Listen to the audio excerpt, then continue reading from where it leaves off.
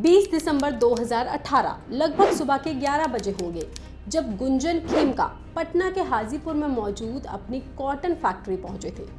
लेकिन वहां पहले से ही घात लगाकर बैठे अपराधियों ने उन पर ताबड़तोड़ गोलियां बरसा दी, जिससे उनकी मौके पर ही मौत हो गई।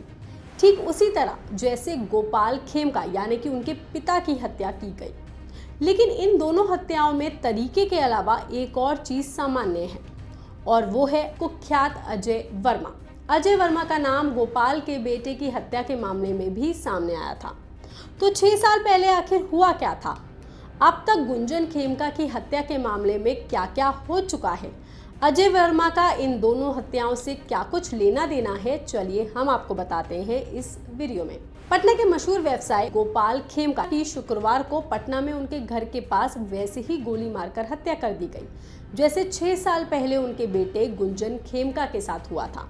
जी हाँ, 21 दिसंबर 2018 को गोपाल खेमका ने हाजीपुर थाने में एक शिकायत दर्ज कराई थी, जिसमें उन्होंने अपने बड़े बेटे गुंजन खेमका, जो उस समय 31 साल के थे, उनकी हत्या का जिक्र किया था।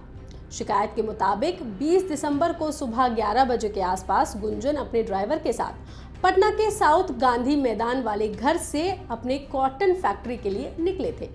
लगभग 12 बजे होंगे तब उनके पिता गोपाल खेमका के पास एक मैसेज आता है, जिसमें ये लिखा था कि कुछ देर पहले एक अज्ञात हमलावर ने गुंजन को फैक्ट्री के गेट पर गोली मार दी है और उन्हें हाजीपुर के सदर अस्पताल ले जाया गया है।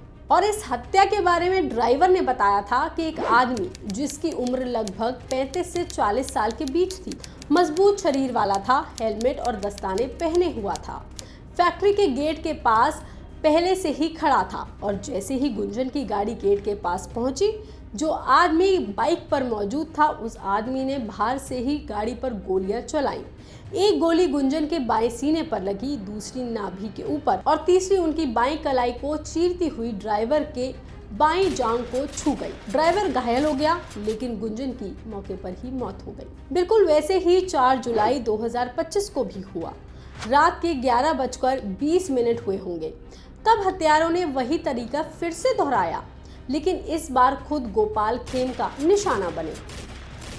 पुलिस के अनुसार जब गोपाल खेमका कार में बैठे गेट खुलने का इंतजार कर रहे थे, एक व्यक्ति हेलमेट पहने हुए आया और ड्राइवर की खिड़की से उसने 2 गोलियां चला दी, जिससे खेमका की जान मौके पर ही चली गई।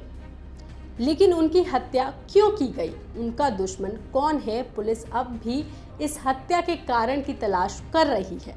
लेकिन इसी बीच एक थ्योरी सामने आती है। वो थ्योरी है गोपाल के बेटे गुंजन की हत्या की।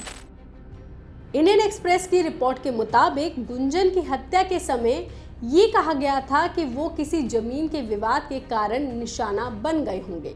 हालांकि ये कहानी कभी पूरी तरह से सामने नहीं आई और पुलिस ने गुंजन के केस में मस्तू समेत 4 लोगों को गिरफ्तार किया था, जिन्हें कुछ समय बाद जमानत मिल गई थी। मगर जमानत के बाद 2021 में गुंजन के मुख्य आरोपी मस्तू की किसी ने गोली मारकर हत्या कर दी थी, जिससे अंदाजा हुआ कि इस हत्या का मास्टरमाइंड कोई और था। मास्टरमाइंड को पकड़ने के लिए पुलिस ने मस्तू की हत्या की, फिर जांच की और उस हत्या में जो आरोपी गिरफ्तार हुए उनका संबंध कुख्यात अजय वर्मा से निकला।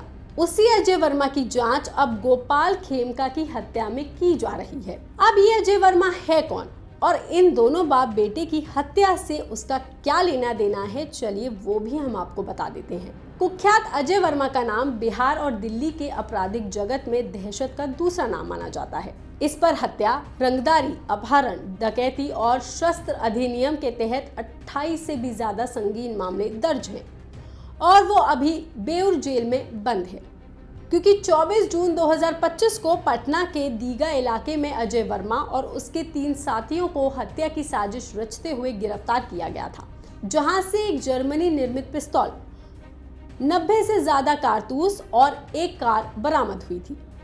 ये गिरफ्तारी गोपाल खेमका की हत्या से ठीक पहले हुई थी, जिससे पुलिस का शक और गहरा हो गया कि हो सकता है कि अजय का हाथ ही गोपाल की हत्या में हो।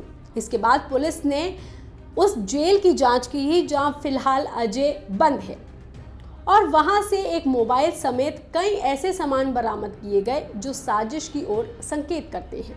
इन थ्योरी से ये अंदाजा लगाया जा रहा है कि गुंजन खेमका और फिर 6 साल बाद उनके पिता दोनों ही हत्याओं का अजय वर्मा से कुछ न कुछ लेना देना है। अब अजय वर्मा शक के घेरे में है।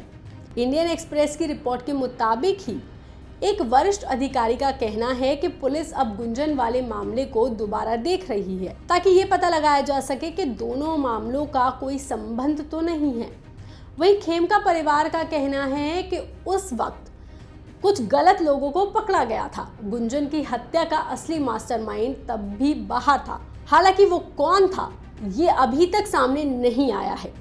आज 6 साल बीत चुके हैं। उसके बाद गोपाल खेमका की भी हत्या हो जाती है और अभी उनकी हत्या की भी जांच चल रही है। इस पर आपका क्या कहना है, आप हमें कमेंट करके जरूर बताएं। बाकी तमाम खबरों के लिए आप देखते रहिए लोकमत हिंदी।